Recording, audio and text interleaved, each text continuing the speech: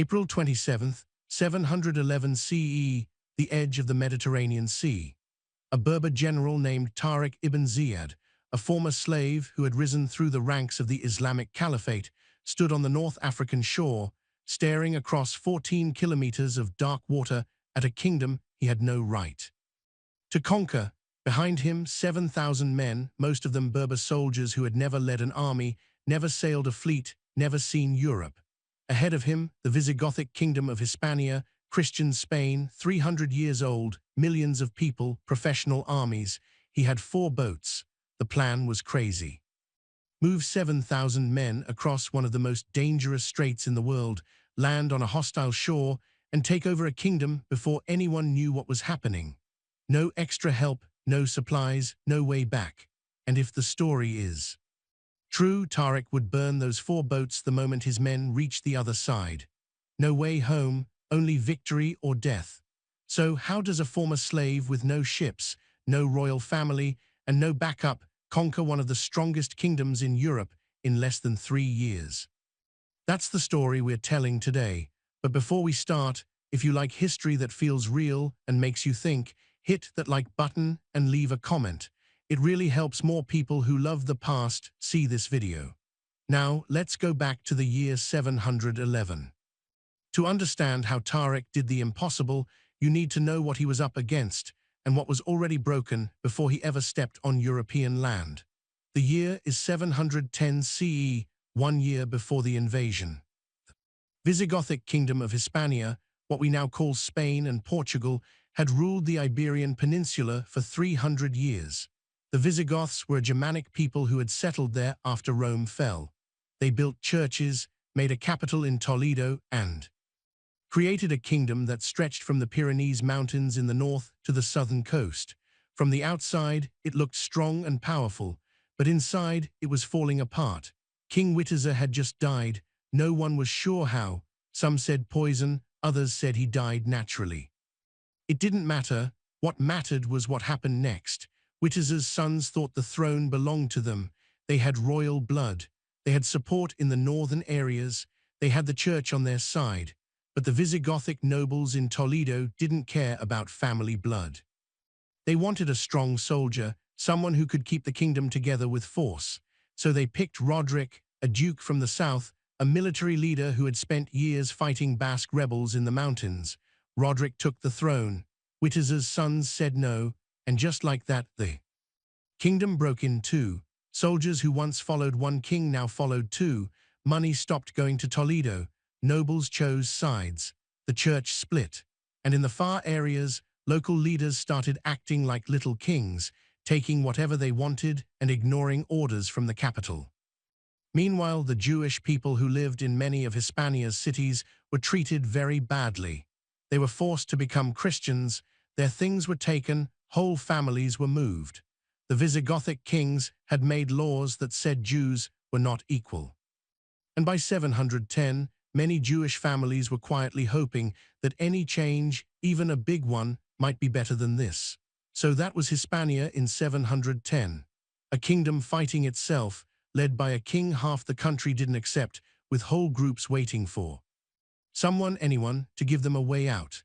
Now across the Strait of Gibraltar, that 14-kilometer strip of water separating Europe from Africa, another power was watching, the Umayyad Caliphate. In just 80 years, the Umayyads had built an empire that stretched from the Arabian Peninsula all the way across North Africa to the Atlantic Ocean. They had taken the Byzantine lands in the east. They had taken Egypt. They had pushed through the deserts of Libya and into the rich lands of Ifriqiya, modern-day Tunisia and Algeria. And now they were standing at the edge of the Mediterranean, looking north. The governor of Ifriqiya was a man named Musa ibn Nusayr. He was almost 60 years old, an experienced leader and general who had spent many years making the caliphate bigger. He was careful, patient, and very good at winning. Musa had taken the Berber kingdoms of North Africa not only with armies, but with smart plans, giving tribes a choice. Convert to Islam, join us, and share the riches, or fight and lose everything. Most converted. One of those new Muslims was Tariq, a Berber man who had shown himself smart, strong, and loyal. Musa made him governor of Tangier, a port city right at the edge of the world. From Tangier, on clear days, you could see the mountains of Hispania across the water. Tariq saw them and he began to dream, what if the caliphate didn't stop at the African coast? What if they kept going? It was a dangerous dream, the kind that could get a man killed if he said it to the wrong person. But in the winter of 710, something changed. Visitors started coming to Tariq's fortress in Tangier. They came quietly, at night, with hoods pulled low, and they brought news about a kingdom falling apart. One of those visitors had a name that history still argues about. Some old books call him Julian, Count of Ceuta, a Visigothic noble who ruled the last Christian land on the African coast. Others say he was a Byzantine officer left from the old Roman days. Some historians think he never existed at all, that he was made up later to give the invasion someone to blame. But someone brought information to Tariq that winter, someone who knew everything about Roderick's court, someone with secrets, and whatever his real name was. The news he gave was perfect. He told Tariq three things.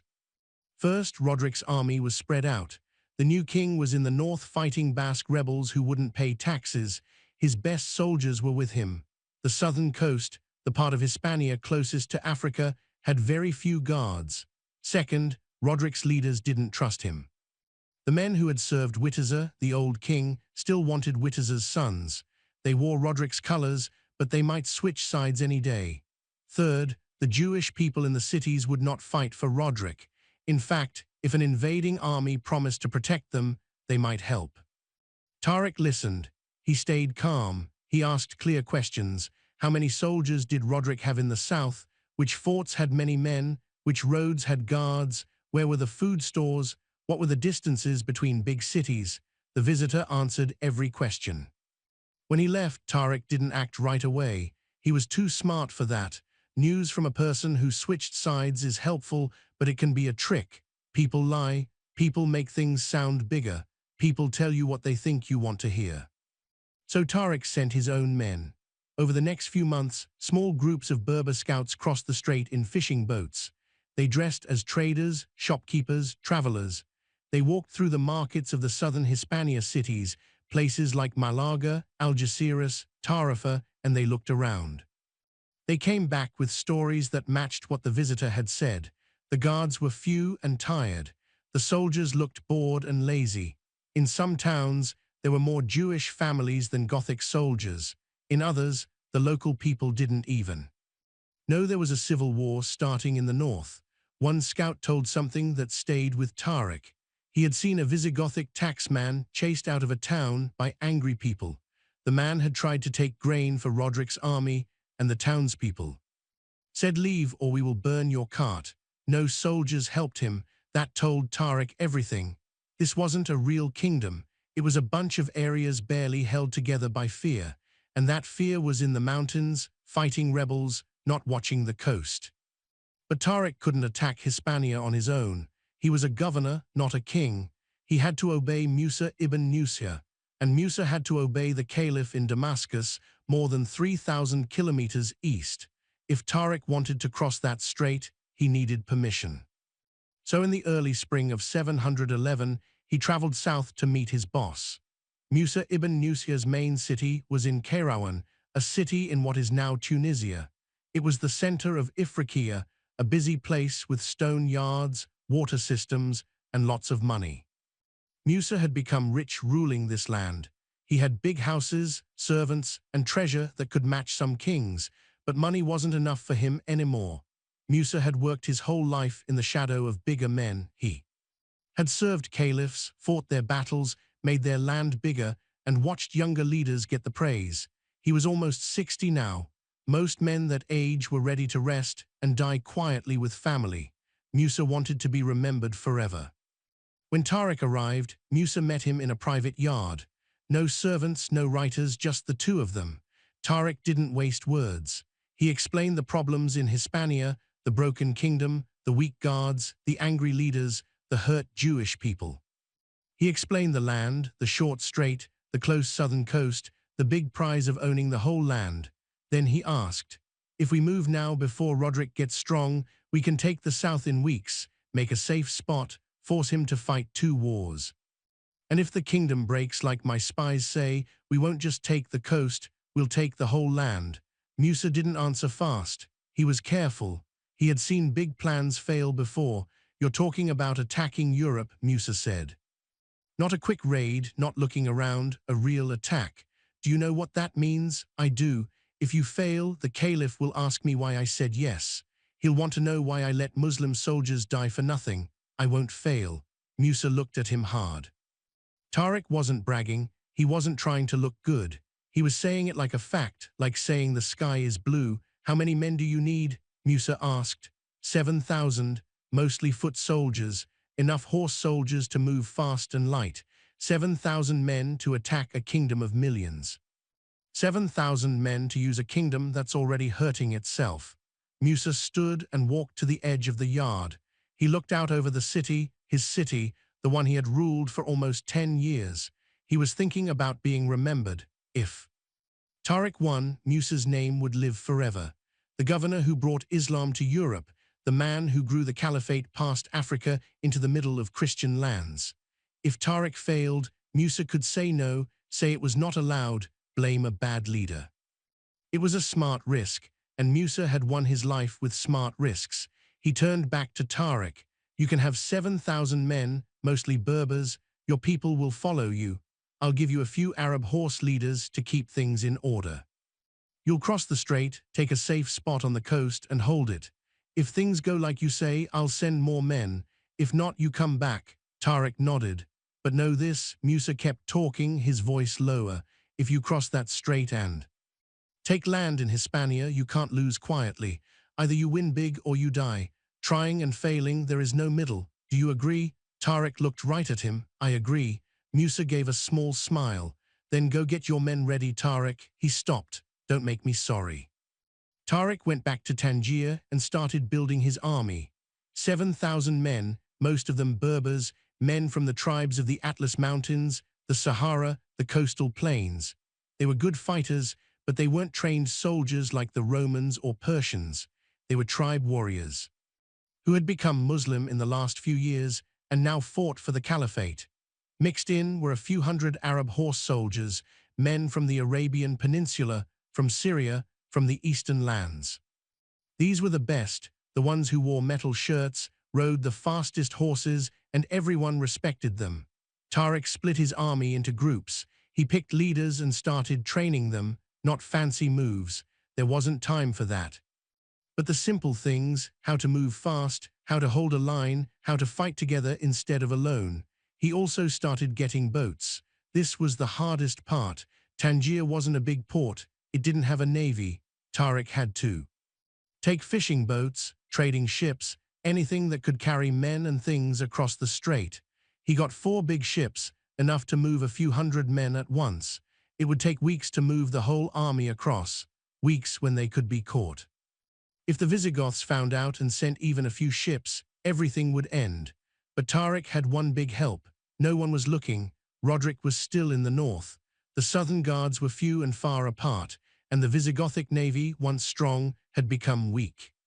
After years of no money and no care, by late April 711, everything was ready.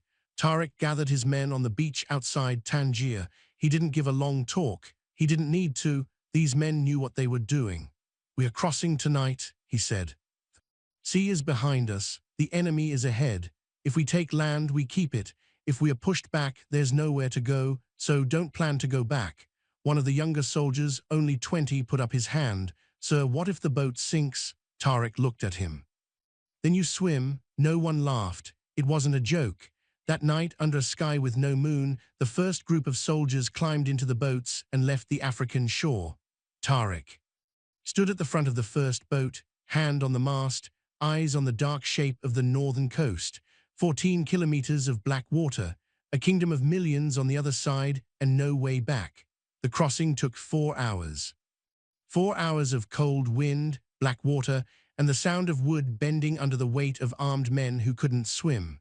Tariq's boat was too full. 30 soldiers in a boat made for 20. Some sat, some stood.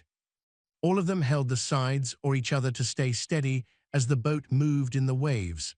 The Strait of Gibraltar is tricky. It looks small, 14 kilometers at the narrowest, but the water moves fast and wild. The Mediterranean and the Atlantic meet here, and the currents change without warning. A boat going north can suddenly go east or west by a strong pull that can flip it. Tariq had hired local fishermen to steer, men who knew these waters, who had crossed their whole lives, but even they looked scared. One of the soldiers leaned over the side and got sick. Then another. The smell of sickness mixed with salt air and sweat. No one talked. There was nothing to say. Halfway across, the wind got stronger. The boat leaned hard left.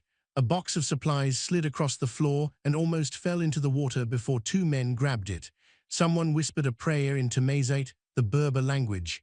Others joined in Arabic. Tariq didn't pray, he kept his eyes on the northern shore, watching the dark mountains grow bigger little by little. By the time the first boats reached the coast, the sky was getting light. Dawn was maybe an hour away. They landed at the bottom of a huge rock that stuck out like a fort made by God. It went almost 400 meters straight up. You could see it for kilometers all around. The Greeks had called it one of the pillars of Hercules, the end of the known world.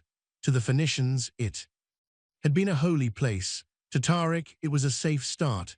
His men pulled the boats onto the small beach and fell down. Some kissed the ground, others just sat quietly, soaking wet, cold, and shaking. Tariq didn't let them rest long. Get up, he said. We are easy to attack here. I want guards on the high ground, scouts east and west along the coast. Everyone else, empty the boats and send them back. We have 6,000 more men to bring over. It took 3 weeks. The plan worked like this. The boats would cross at night with soldiers, then come back at dawn with the current. During the day, they'd go again with food, weapons, water, medicine, then back again, over and over. Tariq made a clear plan so the boatmen wouldn't get too tired. He also put scouts on both sides of the strait to watch for Visigothic boats. None came. The southern coast of Hispania had so few guards that Tariq's men moved freely. They looked at nearby towns, drew maps of roads, found which forts had men and which were empty. One of Tariq's officers, an Arab horse leader named Mujith al-Rumi, came back after looking at the town of Algeciras, about 10 kilometers north. The guards, there may be 50 men, Mujith said. They didn't even stop us. We rode right by them. I don't think they've gotten orders in months. Tariq nodded. Did they see you? Yes. And they didn't send a messenger to Toledo. No, they just watched us go. That told Tariq something big. The local leaders either didn't think an attack was real or they didn't care. Either way, it gave him time. By mid-May, the whole army, 7,000 men, was on European land. Tariq stood on the beach and looked at his army. Berber foot soldiers with spears and round shields. Arab horse soldiers, bowmen, a line of camels and mules for supplies. It wasn't a huge army compared to the great empires, but it was trained, fast, and ready. The question now was what to do with the boats. Here's where history gets tricky. Later writers, many years after, said that Tariq told his men to burn the boats the minute the last soldier landed. The story became famous. A leader so sure of winning that he took away any way back, making his men fight or die. But did it really happen? Some historians say no. Burning 4 big ships would be a waste. Tariq needed them to send letters back to Musa, to get supplies, to stay in touch with North Africa. Burning them made no sense for planning. Others say Tariq didn't have to really burn the boats to make the same point. He just needed his men to believe there was no going home. What we know for sure is this. Tariq's men knew they were alone. No more men were coming unless they took land and kept it. No rescue ships were waiting. They had come to enemy land with food for a few weeks, and after that, they'd have to take food from the land or go hungry. Whether the boats burned or not, the idea was the same. There was no going back. On the morning of May 20th, Tariq gathered his army at the bottom of the Great Rock. He climbed on a big stone so everyone could see him. The men stood in loose lines, foot soldiers in front, horse soldiers behind, supply men in the back. Tariq wasn't a great speaker. He didn't have fancy words like the Arab leaders or wild energy like a tribe chief. He was a soldier, simple and straight, but his men respected him. They had followed him this far. Now they needed to know what was next. He spoke in Arabic first, then had someone say it in Tamazight so the Berber soldiers could understand. "You're standing on European land," Tariq said, "a continent that has never been taken by Muslim armies, a land ruled by Christian kings who think their God makes them unbeatable." He stopped. "They're wrong," some of the men smiled. "We didn't cross this strait to take a few towns and go home. We crossed because this kingdom is weak, broken, fighting itself, and we're going to use that." He pointed north toward the inside of the land.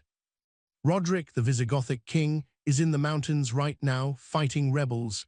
He doesn't know we are here. His guards are spread out. His leaders don't trust each other. His people are taxed until they're starving. And his enemies inside. His own kingdom are waiting for someone to give them a reason to switch sides." Tariq let that sink in. "We're going to be that reason."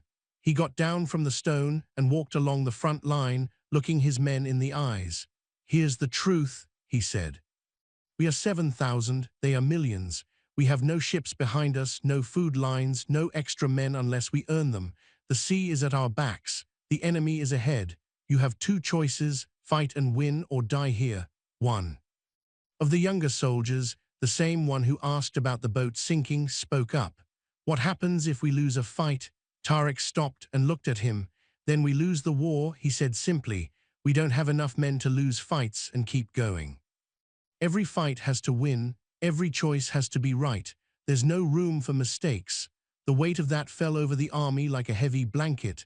"But here's what they don't have," Tariq kept going, his voice a little louder. "They don't have togetherness, they don't have trust. They don't have a reason worth dying for. We do. We didn't come here for gold or captives or fame. We came here because this land is close enough to take, and we have the heart to take it." He pointed at the rock behind them, the huge stone that would carry his name forever. "That rock is ours now. This beach is ours. And every kilometer we walk north becomes ours, not because we are stronger than them, but because we want it more." The men started to whisper, not worried, agreeing. "So here's the plan," Tariq said. "We move fast. We don't attack forts for days. We go around them. We don't fight battles we don't need to. We make the enemy come to us, and when Roderick finally knows we're here and marches south to stop us, we'll be ready." He pulled out his sword and held it up. "This is a war of speed and heart. If we're faster and braver than they are, we win. It's that simple." He put the sword away. "Now get your things. We march in 1 hour." The army moved out in lines, going northeast along the coast. Tariq put scouts ahead of the main group, horse soldiers that went 5 to 10 kilometers forward, looking for enemy groups, checking roads, finding towns. The first town they reached was called Cartier, a small fishing village with maybe 300 people. The local Visigothic leader took one look at Tariq's army and ran away. The town's people stayed. Most of them were farmers and fishermen who didn't care who ruled as long as the taxes didn't get worse. Tariq didn't take over the town. He just walked through, bought food with silver, and kept going. The second town was bigger, a few Visigothic soldiers were in an old, broken Roman fort. Tariq sent a messenger. The message was simple: "We're not here to hurt your town. Give up the fort, promise not to fight us, and you can keep your jobs and things. Fight, and we'll burn the fort with you inside." The leader didn't wait. He opened the gates. Tariq left 10 men to guard the fort and moved on.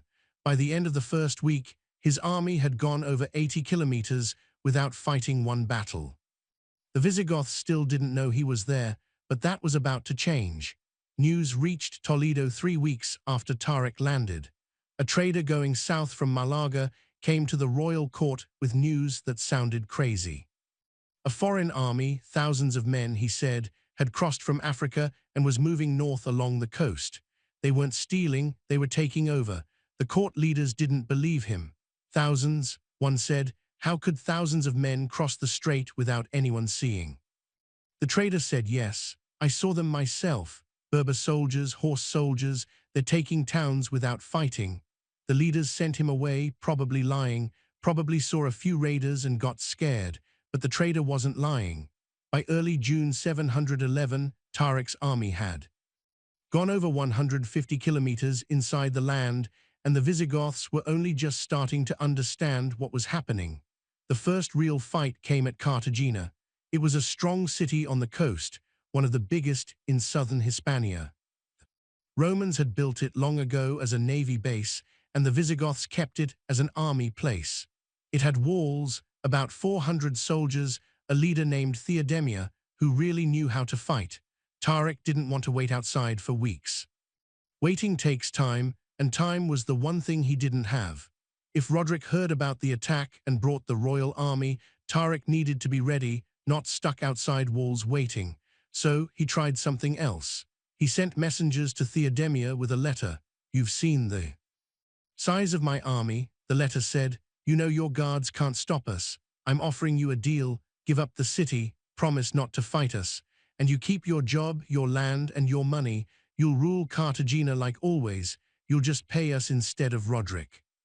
Say no, and we'll take the city with fighting. You'll lose everything." Theodemia wasn't a dreamer. He was a smart man who knew numbers. He had 400 soldiers. Tariq had 7,000. The walls of Cartagena were good, but not good forever. And even if he held for weeks, what then? Would Roderick send help? Roderick didn't even know Tariq was there yet. Theodemia said yes to the deal. He opened the gates, gave official control of the city, and promised not to fight. In return, Tariq let him stay as leader under Muslim rule. Theodemia would collect taxes, keep peace, and run the city like before. The only change was some money now went to Tariq instead of Toledo. It was a smart move. Theodemia became the first Visigothic noble to work with the invaders, and he wouldn't be the last. Once people heard that giving up didn't mean death or losing everything, other leaders started thinking again. Why die for a king who might not win the year? But Cartagena wasn't the only reason Tariq moved so easily. There was another big reason, one that most of the later Christian stories tried to hide or forget. The Jewish people opened the gates. In almost every big city Tariq came to, the Jewish people made the same choice. The Visigoths had hurt them for years, and the Muslims promised safety. Under Visigothic rules, Jews were not equal. They couldn't have important jobs. They couldn't speak against Christians in court. Their children were taken and made Christian. Their things could be taken for no reason. And sometimes, when a king wanted to hide his own mistakes, there would be a tax on Jews. Under Islamic rules, Jews were protected people. As long as they paid a tax and didn't fight the state, they could follow their religion, own things, and run their own groups. It wasn't perfect, but it was better than before. So when Tariq's army came to the city of Asija in mid-June, the Jewish people sent men to meet him outside the walls. "The guards have about 200 soldiers," they told him. "Most of them don't want to fight. If you promise our people will be safe, we'll make sure the gates are open when you come." Tariq promised. 2 days later, his army walked into Asija without fighting. The Visigothic soldiers had already run away. The Jewish fighters, using whatever weapons they had, were waiting inside to help keep peace. Tariq left 30 men to guard the city and kept going. The same thing happened at Malaga, at Cordoba, at Evora. Jewish people didn't just give up. They helped the attack. They gave secret news. They guarded taken cities so Tariq's soldiers could keep moving. They gave food and water. Some later Christian writers would call this betrayal, but for the Jewish people, it wasn't betrayal. It was staying alive. They weren't helping strangers destroy their home. They were helping change one ruler for another that treated them like people.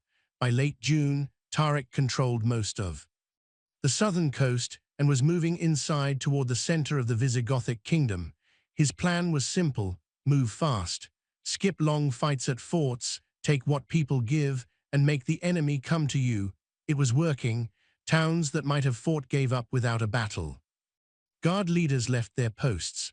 Local people, tired of years of war and bad rulers, didn't try to stop him, and Roderick still didn't know. He was 500 kilometers to the north, camped in the mountains with his army, fighting a Basque rebellion that had gone on for months. But someone finally told him. A messenger from Toledo came to Roderick's camp in early July with an urgent letter from the royal court. A foreign army has attacked the south. They've taken Cartagena, Isija, Cordoba, and Malaga. They're moving towards Seville. Roderick didn't believe it at first. "How big is this army?" he asked. "Reports say 7,000, maybe more, and no one stopped them." "The guards gave up, my lord, some without fighting." Roderick's face got hard. He right away stopped fighting the Basques and started marching south with the whole royal army, about 25,000 men. It would take him 2 weeks to get south. Tariq knew he was coming. On July 10th, Tariq's scouts said a huge Visigothic army was moving south from the inside. Royal flags, heavy horse soldiers, thousands of foot soldiers. This was it. The big risk had worked. Tariq had pulled Roderick out of the mountains and made him fight where Tariq wanted. But now came the hard part. Tariq had 7,000 men. Roderick had 25,000. On paper, it wasn't even close. Tariq met his leaders in a field outside the city of Isnar Fronta. They put a rough map on the ground, just cloth with charcoal lines showing roads and rivers. "Roderick is moving fast. Tariq said he'll be here in less than a week. We have 2 choices. Go back to the coast and build defenses or meet him in open fight." One of the Arab horse leaders, Mujith al-Rumi, shook his head. "If we go back, we lose everything we've taken. The towns will go back to Roderick the minute we leave. We'll be stuck on the coast with our backs to the sea." "And if we fight?" another leader asked. "We're outnumbered 3-1, 4-1, Mujith fixed him. Tariq looked at the map. "Roderick has more men," he said, "but he doesn't have trust. Half his army is farmers and town people made to fight. The other half are nobles who hate each other. Some of them still want Wittaz's sons. If we can break his line, his army will fall apart." "That's a big if," someone said quietly. Tariq nodded. "It is, but we didn't cross a sea and take half a kingdom just to hide on a beach." He pointed to a place on the map near a river called the Guadalete. "We'll meet him here, open land, big enough for his horse soldiers to move, but not so big that he can go around us. We hold the middle, make him fight hard, and wait for his army to crack." "And if the cracks don't come?" Mujith asked. Tariq looked at him. "Then we die, but we make them pay a lot." The leaders looked at each other. No one said no. They had crossed the sea, burned the boats, or might as well have. There was no way home except through Roderick's army. Tariq stood. "Get the men ready. We march at dawn. In 5 days, we're either going to take this kingdom or we're going to be buried in it." July 19th, 711 CE. 2 armies looked at each other across a flat field near the Guadalete River somewhere in southern Hispania. The exact spot is lost. Some say it was near Medina Sidonia, others closer to what's now Jerez. It doesn't matter. What matters is what happened there. On one side, King Roderick's royal army, 25,000 men, Gothic heavy horse soldiers in full armor, foot soldiers from the areas, spearmen, bowmen, the biggest army the Visigothic kingdom could put together fast. On the other side, Tariq's attack army, 7,000 men, Berber foot soldiers, horse soldiers, no big weapons, no walls, just soldiers who knew they had nowhere to run. The chances weren't good, but Tariq wasn't counting on chances. He was counting on something else. Roderick got there first. His army had marched hard from the north, going over 400 kilometers in less than 2 weeks. The soldiers were very tired. The food wagons were far behind, but Roderick didn't care. He needed to stop this attack fast, hard, and so everyone saw he had a name to fix. The fact that a foreign army had walked into his kingdom, taken many cities, and met no real fight, that made him look weak, not in control. If he didn't beat Tariq here, the nobles who already didn't like him would start planning against him. So Roderick didn't just bring soldiers, he brought a show. He rode onto the field in a cart pulled by white mules, an old Roman style to look like a great king. He wore robes of purple silk and a gold circle on his head, his personal guards around him. In shiny armor carried flags with the royal sign. It was a show, a message to his own army as much as to the enemy. "I am your king, I am too strong to touch." Tariq saw the cart from across the field and almost laughed. "He's making himself easy to hit," Mujith al-Rumi whispered beside him. "Let him," Tariq said. Too much pride makes men careless. Tariq's army had come the night before and set up a defense spot on a small hill with the river behind them. It wasn't perfect if they lost. There was no way to run, but it gave them higher ground and made Roderick attack uphill. Tariq put his men in a simple line, foot soldiers in the middle, standing close with shields touching, horse soldiers on both sides. Bowmen behind the foot soldiers, ready to shoot arrows over their heads. No extra men, no secret plans, just a strong line that would hold or break. The men were quiet. Some checked their weapons again and again. Others said prayers softly.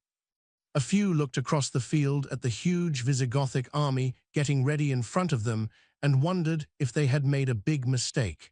Tariq walked the line. He stopped. In front of a young Berber soldier, only 20 years old, who was holding his spear so tight his hands were white. "First battle?" Tariq asked. The soldier nodded. "You scared?" Another nod. Tariq put a hand on his shoulder. "Good. Being scared keeps you careful. Just remember, they're more scared of us than we are of them." "How do you know?" "Because we chose to be here," Tariq said. "They were made to come." He walked on.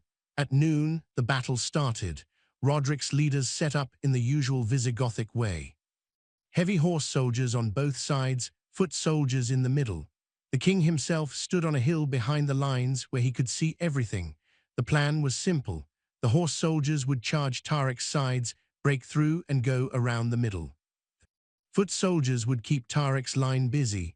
Once the sides fell, the battle would be done. It should have worked. At 12:30, Roderick's right side horse soldiers started their charge. 300 Gothic riders, nobles in armor on huge war horses, ran across the field in a point shape. The ground shook, dust flew up in clouds. It was meant to scare foot soldiers before they even got hit. Tariq's left side got ready. The Berber foot soldiers put the ends of their spears in the ground and pointed the sharp parts forward, making a wall of points. Bowmen behind them shot a big group of arrows. Hundreds of arrows flew up and fell on the charging horse soldiers. Horses screamed, some fell down, but the charge kept coming. The Gothic horse soldiers hit Tariq's line like a big hammer. The noise was huge. Metal hitting metal, men yelling, horses crying. The first row of Berber foot soldiers was smashed under the weight of the charge. Soldiers were stepped on, stabbed, pushed back. For a moment, the line started to break. Roderick, watching from his hill, smiled, but Tariq had planned for this. He had kept his Arab horse soldiers ready, hidden just behind the hill, out of sight from the Visigothic leaders. As the Gothic charge slowed down, stuck fighting the foot soldiers, Tariq gave the sign. His horse soldiers went around the side and hit the Goths from the side. What had been a strong charge turned into mess. The Gothic riders were now fighting on two sides, foot soldiers in front, horse soldiers on the side. They couldn't move well, couldn't get together again. In minutes, the charge broke. The ones still alive went back, hurt and mixed up. Tariq's left side held. On the other side of the field, the same thing happened. Roderick's left side horse soldiers charged Tariq's right side and fell into the same trick. Hidden horse soldiers, side attack, mess.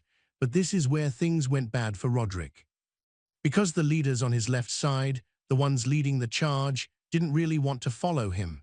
They wanted Witter's sons.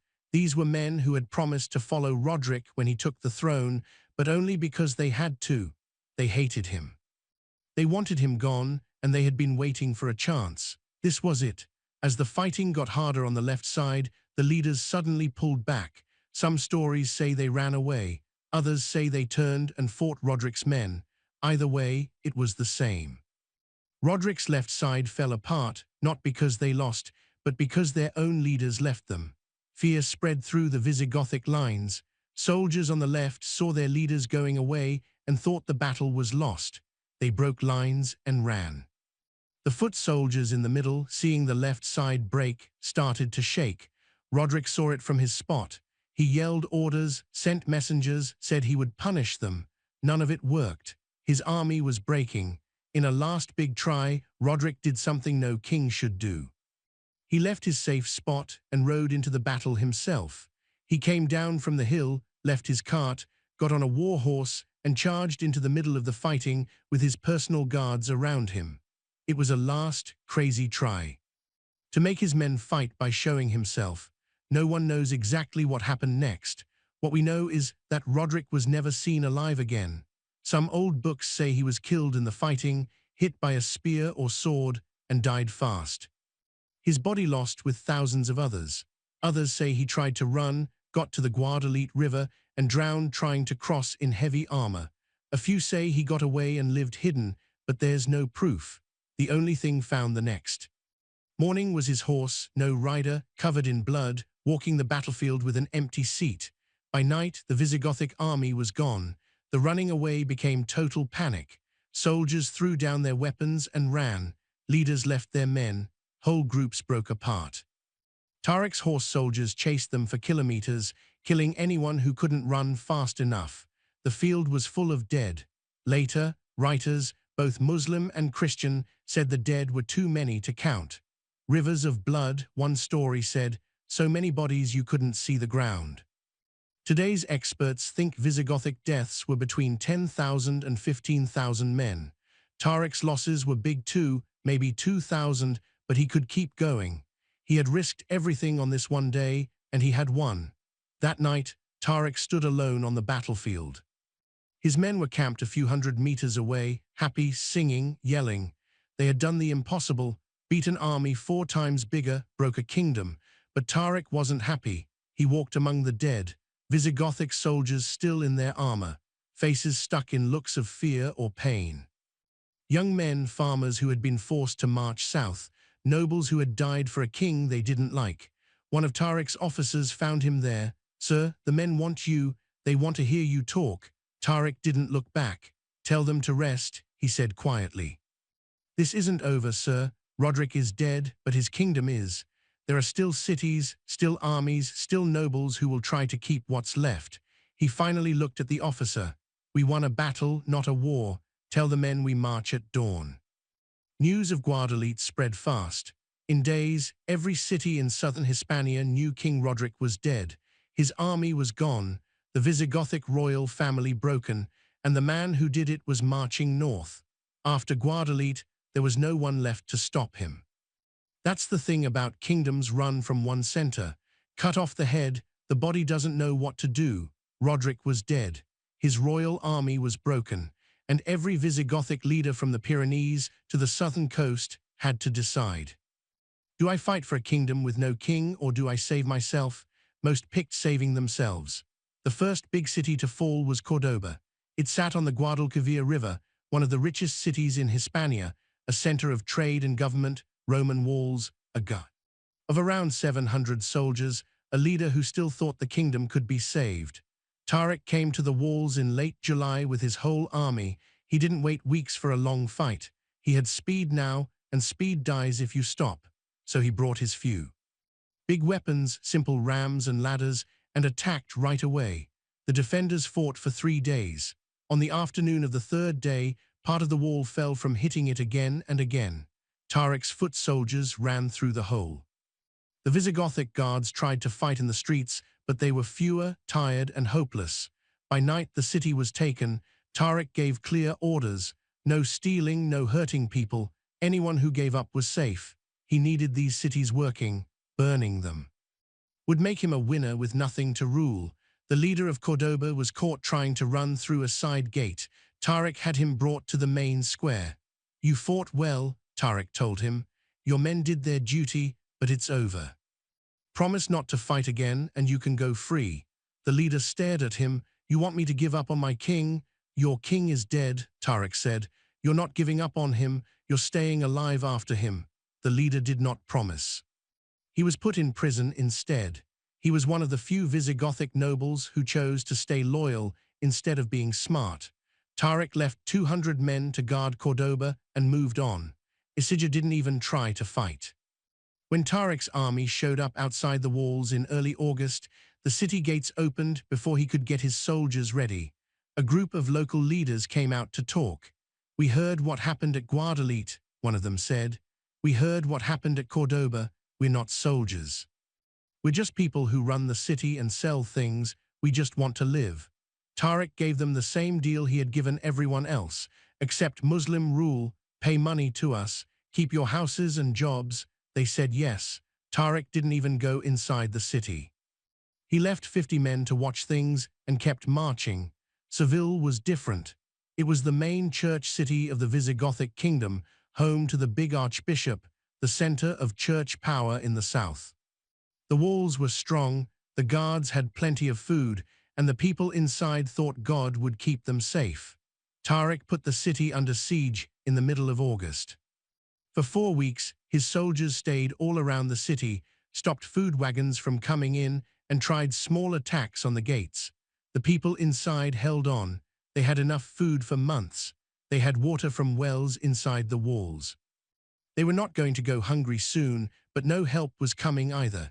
Inside Seville, the leaders could not agree. The army commander wanted to fight until the last man. If we hold long enough, he said, the nobles in the north will get together. They will make a new army, we just have to wait. But Archbishop Opaz, Witters's brother, the same man who had been against Roderick from the start, saw it differently. There is no army coming, Opaz said in a meeting. Roderick is dead, the royal family is broken. The nobles in the north are fighting each other, not the invaders. If we stay inside until we have no food, we die for nothing. We die for our faith, the commander said back. Our faith does not want us to be stupid, Opaz answered. They argued for days. Finally, Opaz decided on his own. He sent a messenger to Tariq with an offer. The church would give up the city if they got promises of safety. Tariq said yes to a meeting. The talk happened in a tent outside the city walls. Opaz came with 2 other church leaders and a writer. Tariq brought Mujith al-Rumi and one of his Arab horse commanders. Opaz got right to it. What do you want from this city? Obey us, pay money, live in peace. And what do we get? Your lives, your churches, your things. You can keep your religion, lead your people, and live like before just under our rule. Opaz looked at him for a long time. And if we say no? I wait until your food runs out or I get tired and break down the gates. Either way, you lose. Opaz nodded slowly. If I open the gates, the army commander will say I betrayed everyone. Then don't let him stop you. 2 days later, Opaz and some church leaders quietly opened a small side gate at night. Tariq's soldiers went in, took the walls, and by morning, the city belonged to the Muslims. The army commander locked himself in the fortress with 100 loyal men and said no. Tariq gave him 3 days to change his mind. On the 3rd day, his own men gave him up so they would be safe. Seville had fallen. By September, Tariq controlled every big city in southern Hispania, but there was one place he had not taken yet. The one that mattered most, Toledo, the capital. It sat in the middle of the land, up on a hill, with the Tagus River all around 3 sides, a natural fort. It was the center of Visigothic power, where the king's money was kept, the symbol of the whole kingdom. If Tariq took Toledo, the war was over. He started marching north at the end of September with all his men. As his army went through the countryside, they passed towns and villages that had already heard the news. Some people ran to the hills. Others stayed and watched the soldiers go by, quiet and not sure what to do. No one tried to stop them. When Tariq got near Toledo in early November, he thought there would be a big fight, a last stand, guards ready to die. Instead, the gates were open. The city was empty. Tariq walked in on foot through streets with no people, closed houses, and quiet shops. The Visigothic nobles had run away. The guards had left. Even normal people had mostly gone, taking what they could carry and going north to the mountains where Muslim horse soldiers could not go easily. The royal palace stood in the middle of the city, a huge place of stone rooms, open yards, and government buildings. Tariq walked through it slowly. His boots made loud sounds on the marble floors. In the throne room, he found the king's chair, made of dark wood with gold and white pieces, covered in purple cloth. It was empty. In the money room, he found the kingdom's riches. Boxes of gold coins, silver plates, jewels, special weapons. And in a locked room under the palace, his men found something else, the Table of Solomon. It was huge, more than 3 meters long, made of pure gold and covered with green emeralds, red rubies, and white pearls. People said the Romans took it from Jerusalem long ago. The Visigoths took it when they took Rome. Now it belonged to Tariq. It did not matter if it was really from the Bible or just a fancy Visigothic thing. What mattered was what it meant. Tariq stood looking at it. Three great powers had owned this table: Rome, the Visigoths, and now the Umayyad Caliphate. One of his officers came up. "Sir, what do we do with it?" Tariq thought for a moment. Finally he said, "We send it to Damascus. Let the Caliph see what we have taken." By the end of 711, less than 8 months after Tariq landed on the southern coast, the Visigothic kingdom of Hispania was basically gone. Roderick was dead. Toledo was taken. The royal people had run away. The army was destroyed. What was left were small groups fighting in the northern mountains: Asturias, Galicia, the Basque lands. Visigothic nobles who would not give up went there where the land was too hard for Tariq's horse soldiers. They were not dangerous yet, but they were still there. In the mountains, a Visigothic noble named Pelagius was quietly bringing together what was left of the old kingdom. He did not have a big army or much money, but he had a reason to fight. 30 years later, that reason would start the Reconquista, a fight that would last 800 years. But in late 711, none of that mattered. Tariq had done what no one thought possible. He crossed the sea with 7,000 men and took a kingdom of millions in less than a year. He controlled Hispania from the southern coast to the capital. He had money, land, and a win so big it felt like a dream. And that is when things started to go wrong. Winter 711, Kairouan, North Africa. Musa ibn Nusair sat in his palace reading letter after letter from Hispania. With each one, he held the paper tighter. Tariq had taken Cordoba, Seville, Toledo. The Visigothic king was dead. The kingdom had fallen. The small attack Musa had allowed had become a full conquest. And Tariq had not asked permission for any of it. Worse, Tariq had sent letters straight to Caliph Al-Walid in Damascus, skipping Musa completely. That hurt the most. Tariq had made Musa look small. The Caliph was hearing about the great win from Tariq's messengers, not from Musa. In Damascus, people thought Tariq was the hero. Musa was just the governor who gave him a few boats. One of Musa's helpers came in. "Sir, another letter from Hispania. Tariq says he took the royal money room. He wants more people to help run the land." "I don't care what he wants," Musa cut him off. The helper stopped talking. Musa stood and walked to the window looking over the city. He was 60 years old. He had spent many years making the caliphate strong in North Africa, fighting wars, making deals, running lands. And now a Berber man he had freed and helped was going to get all the praise for the biggest win since the Prophet's time. "Get an army ready," Musa said quietly. "Sir, 18,000 men, mostly Arab soldiers. We are crossing the strait." The helper was surprised. "You are going to join the fight?" Musa turned around. His face was hard. "I am taking charge of it." Spring 712. Tariq was in Toledo when the news came. One of his scouts rode fast into the city, got off his horse, and went straight to Tariq in the royal palace. "Sir, Musa ibn Nusair has crossed the strait. He is in Hispania with 18,000 men." Tariq looked up from the map he was studying. "When?" 3 weeks ago. He landed at Algeciras and is moving north. He is taking cities we passed: Medina Sidonia, Carmona, Merida. He is about 200 kilometers south of here. Tariq did not show any feeling. He just nodded slowly. Mujith al-Rumi was standing nearby. "Is he coming to help us?" "No," Tariq said quietly. "He is coming to take my place." Musa's march north was on purpose. He did not follow the same roads as Tariq. He did not take cities Tariq already had. Instead, he made his own way, attacking forts Tariq had gone around. It was a message: "I am not following you. I am fixing what you did wrong." Merida held out for weeks. Musa himself watched the siege and brought big machines. When the city fell, he made sure the letters to Damascus said he did it, not Tariq. By the time Musa got to Toledo in June 712, he had taken many cities and made his own strong place. Tariq met him outside the city gates with soldiers to show respect. It was the first time the two men had seen each other since Tariq crossed the strait. Musa got off his horse and walked to Tariq. His face showed nothing. Tariq bowed a little to show respect to his boss. Musa did not bow back. Instead, he took a riding whip from his belt and hit Tariq hard across the face. The honor guards stopped moving. No one did anything. Tariq stepped back. Blood ran from a cut above his eye. He did not put up his hand to stop it. He did not speak. Musa stepped closer. His voice was low and angry. You went into Hispania without my okay. You took cities without telling me. You sent letters to the caliph like you were the boss. You forgot who you are. Tariq looked at him but said nothing. Musa hit him again.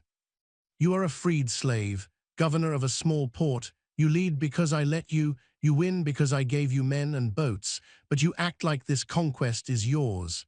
He pushed Tariq back. It is not. It is mine. Every city, every piece of gold, every win belongs to the caliphate. And I speak for the caliphate here, not you. Tariq wiped the blood from his face and finally spoke calm. I did what had to be done. You did what you were not told to do. If I had waited for your okay to take Toledo, Roderick's people would have made the north strong and we would be fighting for 10 more years. I moved fast because we had the chance.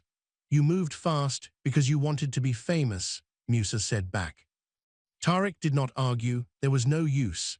Musa put away his whip and turned to all the officers, his and Tariq's. From now on, I am in charge of everything in Hispania. Tariq ibn Ziyad will still serve, but under me. All plans for moving soldiers, attacks, and running the land will go through me. Do you understand? The officers nodded. Musa looked at Tariq. You will come with me for the next part. We are going northwest to lands you did not take. And you will do exactly what I say. Tariq bowed his head. Yes, sir. For the next year and a half, Musa and Tariq fought together across Hispania, but it was not equal. Musa was the boss. He took charge of every big fight. When Zaragoza fell, Musa's name went on the letter. When Tarragona gave up, Musa took the deal. When the Northwest lands said yes, Musa signed the papers. Tariq became just a helper officer. The soldiers still liked him, and he was still good in battle, but he could not decide anything on his own like before. The two men hardly talked. Musa sent letters to Damascus that said, I have taken Hispania with help from my officers, including Tariq ibn Ziyad. He did not lie, he just made himself the main person, and it worked. By the end of 713, the Umayyad Caliphate controlled almost the whole Iberian Peninsula. Only small mountain places held out. They did not matter for now. Musa had his big name in history. But someone in Damascus was watching and getting worried. Late 713, a messenger came from the east with a sealed letter from the caliph for both Musa ibn Nusair and Tariq ibn Ziyad.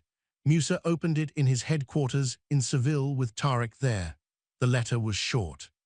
Come back to Damascus right away. Bring a full story of the conquest, the treasures you took, and some of the defeated people. The caliph wants to see your wins himself. It sounded like a great honor to show their victory to the caliph and get thanks. But Musa knew better. Caliph Al-Walid was dying. His brother Sulayman was getting ready to be the next caliph, and Sulayman hated Musa. They had fought years ago over a job, and Sulayman never forgot. If Musa went back now while Al-Walid was dying, he would walk into danger. But he could not say no to the caliph. Tariq saw Musa's face. What is it? Musa gave him the letter. Tariq read it and gave it back. We have to go home, Musa said quietly. Both of us. Is that normal? It is dangerous. Tariq did not ask more. He knew enough about powerful people to understand that big wins make enemies. When do we leave? Tariq asked. 2 months. We will collect the treasure, pick some prisoners to show, and go east. Musa stood and looked out the window. Outside, Seville was bright under the sun, a city he had taken, a land he had won. But it was not really his. It belonged to the caliph, and the caliph could take it away anytime. Get your things ready, Musa said without looking back. Whatever happens in Damascus, we are not coming back here. The trip from Hispania to Damascus was more than 4,000 kilometers. It took Musa and Tariq 6 months. They traveled with a long line of animals that went almost a kilometer. Hundreds of camels and mules carried the riches of the Visigothic kingdom, boxes of gold coins, silver plates, special armor, jeweled church crosses, rolls of silk, boxes of books from Toledo, and the table of Solomon, wrapped in cloth on a strong cart pulled by 8 oxen. Behind the treasure walked the prisoners, Visigothic nobles in chains, sons of beaten leaders, churchmen who would not promise loyalty. They walked in lines watched by guards. Their nice clothes were now dirty and torn. It looked like a big victory march to show the caliphate's power. But for Musa and Tariq, it felt like going to their own funeral. They went through North Africa first, Kairouan, Tripoli, Alexandria. In every big city, local leaders came out to say hello. Crowds came to see the winners of Hispania. Poets said nice words. Children threw flowers. Musa smiled a little and gave talks and went to big meals. He acted like the winning general, but inside he was scared. Every few weeks, a new messenger came from Damascus. Caliph Al-Walid was getting worse. He could not get out of bed. Suleiman was already acting like caliph, giving orders, and Suleiman had said clearly, when he became caliph, he would get rid of Al-Walid's friends. Musa was high on that list. One night in the desert outside Alexandria, Musa called Tariq to his tent. It was late. Only one lamp was burning. Musa poured water into 2 cups and gave one to Tariq. "Do you know why Suleiman hates me?" Musa asked. Tariq shook his head. "Years ago, when Al-Walid was getting strong, I said in front of everyone that Suleiman should not be caliph. I said he was not good enough. I was right, but that does not matter, he remembers." Tariq drank his water and said nothing. "When we get to Damascus," Musa went on, "Al-Walid will probably be dead. Suleiman will be caliph and he will destroy me." "Why are we going then?" Tariq asked. "Because if we do not go, he will call us traitors and send an army to get us.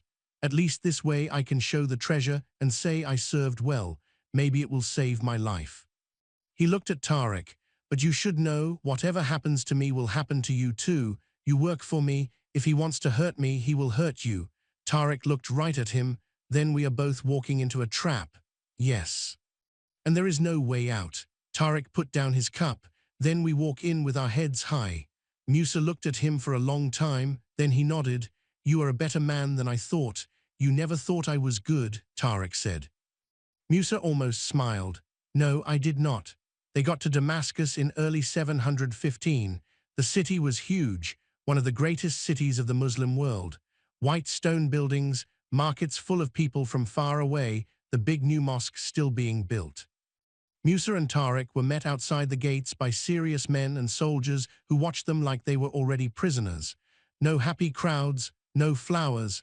"The caliph is very sick," one man said. "You will wait until he can see you." They waited 3 weeks. They stayed in a nice house on the edge of the city, but guards were all around. They were not free to go. Musa walked back and forth, wrote letters, tried to talk to friends in the palace. Most did not answer. Tariq just waited quietly.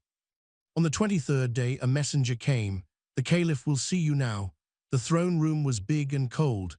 Caliph Al-Walid sat high up, very thin and pale, his hands shaking on the chair. Musa and Tariq went in and knelt. "Stand," Al-Walid said weakly. They stood. The caliph looked at them like he was trying to remember who they were. "You took Hispania," he said finally. "Yes, my caliph," Musa answered. "Show me." Servants brought the treasures. They opened boxes of gold, put jewels on silk, walked the chained nobles in front of the throne. Finally they showed the table of Solomon. It shone even in the dark room. Al-Walid leaned forward a little. His eyes got big. "Is it real?" he whispered. "We think so, my caliph." Al-Walid looked at it for a long time, then he sat back tired. "You have done well," he said quietly. "The caliphate owes you." Musa bowed low. "Thank you, my caliph." But Al-Walid was not done. "However," he said, his voice a little stronger, "there are complaints. People say you acted alone, that you kept treasure for yourself, that you were slow to send it here because you wanted it." Musa's face went white. "My caliph, I would never." Al-Walid raised a hand. "I am too old and sick to check these stories. My brother will do it when he is caliph." The room got quiet. Everyone knew what that meant. Al-Walid waved his hand to say they could go. 6 days later, Caliph Al-Walid died. Suleiman became caliph right away. In less than a day, Musa ibn Nusayr was called to see the new caliph. Tariq was not asked to come. What happened in that meeting was never fully written down, but we know the result. Musa lost all his jobs, his houses and land were taken. He had to pay a huge fine he could not pay. He was shamed in front of everyone in the big mosque. The official reason was stealing and not obeying. The real reason was revenge. Suleiman wanted to hurt the man who had said bad things about him. Musa had to give back money that was never missing. When he could not pay, everything he had left was taken. He died 2 years later poor and forgotten by the empire he had made bigger. Tariq's story is harder to follow after that. Some books say he was sent away from the army and lived quietly in Damascus until he died. Others say he was put in prison for a while and then let go. A few say he was killed, but there is no proof. What we know for sure is that after 715, Tariq ibn Ziyad is gone from history. The man who crossed the Strait of Gibraltar with 7,000 men and took a kingdom just disappeared. No grave, no statue, nothing official, just a mountain that still has his name. Stop and think about that. Tariq and Musa did something impossible. They brought the caliphate into Europe. They beat a kingdom that had lasted 300 years. They brought huge riches to the caliph, and their prize was shame, being poor, and being forgotten. Because in big empires, it is not what you do that matters most. It is who your friends are, who owes you, who can keep you safe when things change. Tariq and Musa had no powerful friends. They were winners without protection, and so the empire threw them away. Tariq disappeared. Musa died in shame. The men who took Hispania were erased by the same empire they made bigger, but the conquest did not disappear. In just one generation, the land became something the Visigoths never dreamed of. The Muslims called it Al-Andalus. And for the next 781 years, it was one of the greatest places in the whole medieval world. By the year 800, less than 100 years after Tariq landed, Cordoba was the biggest city in Western Europe, more than 500,000 people. Paris had maybe 25,000. Cordoba had stone roads, public libraries, more than 70, clean water from old Roman pipes that most European cities would not have again for 600 years. At night, the main streets had lights so you could walk safely. Most of Christian Europe still lived in wooden houses, threw dirty water in the streets, and died from sicknesses that doctors in Al-Andalus already knew how to fix. The Great Mosque of Cordoba, started in 784, had 856 columns and room for 40,000 people to pray. It is still there today, one of the most beautiful buildings in Europe. But Al-Andalus was not just buildings. Jewish people, who were treated terribly under the Visigoths, lived their best years there. Jewish thinkers, writers, scientists, and doctors did great work that could not happen anywhere else in Europe. Maimonides, one of the most important Jewish teachers ever, was born in Cordoba in 1135. His ideas helped Jewish, Christian, and Muslim people for hundreds of years. Christians lived there too. They were called Mozarabs. They used Arabic words and ways, but kept their Christian faith. They had their own judges, churches, and rules. Was it perfect? No. Non-Muslims paid extra taxes. There were some rules and sometimes bad treatment, especially later when things got harder. But for that time, it was amazing. Muslim, Jewish, and Christian teachers worked together, read the same old Greek books, and talked about big ideas in the same places. They saved the writings of Aristotle, Plato, and Galen that were lost in the rest of Europe.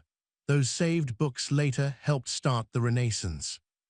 Algebra, the number zero, better surgery tools, and new star knowledge all came through Al-Andalus to the rest of Europe.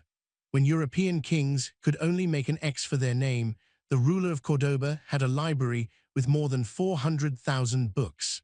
That is what Tariq's conquest made possible. But the Christian kingdoms in the north never forgot. They saw Al-Andalus as land that was stolen and had to be taken back.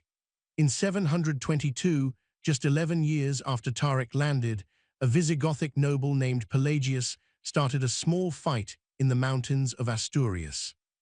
His men won a tiny battle at Covadonga Only 300 men, not important for the war, but it became a big symbol. The Reconquista had started. For the next 771 years, the Christian kingdoms slowly pushed south. They took Toledo in 1085, Zaragoza in 1118, Cordoba in 1236, Seville in 1248. And on January 2, 1492, 781 years after Tariq crossed the water, the last Muslim city, Granada, gave up to King Ferdinand and Queen Isabella. Al-Andalus was finished. What happened next was terrible. 4 months later, Ferdinand and Isabella made a law called the Alhambra Decree. All Jews had to become Christian or leave Spain. Tens of thousands ran to North Africa, the Ottoman Empire, anywhere safe. Those who stayed and said they changed were watched and hurt by the Spanish Inquisition. Muslims got the same order a few years later. Mosques were broken or made into churches. Libraries were burned. Speaking Arabic was against the law. Hundreds of years of Muslim and Jewish culture were destroyed on purpose. Spain became only Catholic. For the next 500 years, the story of Al-Andalus was told as a bad time, an invasion, something dirty that was finally cleaned. Only in the last few years have people started to look again at what was really lost. Here is what we know. When Al-Andalus ended, Europe lost its best places for learning. The work of sharing books stopped. Science slowed down. The living together of different religions ended. Spain sent away or killed many of its smartest and hardest working people. Money got bad, learning got weak. And the way Christians and Muslims saw each other became full of hate that we still feel today. You can still see signs in modern Spain. 8% of Spanish words come from Arabic. The beautiful buildings in Andalusia. The Alhambra Palace in Granada, visited by millions, a reminder of a time Spain tried to make everyone forget. And you see it in today's talks about religion and who belongs in Europe. It all goes back to 711. Tariq ibn Ziyad crossed a small strip of water with 7,000 men and no way home. He broke a kingdom in less than a year. He started a new world that lasted almost 8 centuries. He began fights that are not over yet. And he got nothing, no grave, no thanks, just his name on a rock. But that rock is still there. Gibraltar, Jabal Tariq, standing between 2 continents, marking the place where a freed slave made a choice that changed everything. History did not remember Tariq the way he should be remembered. But it could not erase what he did. If this story made you see the past in a new way, if it made history feel real, like real people making hard choices, share it. Leave a comment. Tell me what part stayed with you. And subscribe, because we are going to keep finding the moments that changed the world, the ones not in school books, the ones that got hidden, the ones that still matter. Thanks for listening. See you in the next one.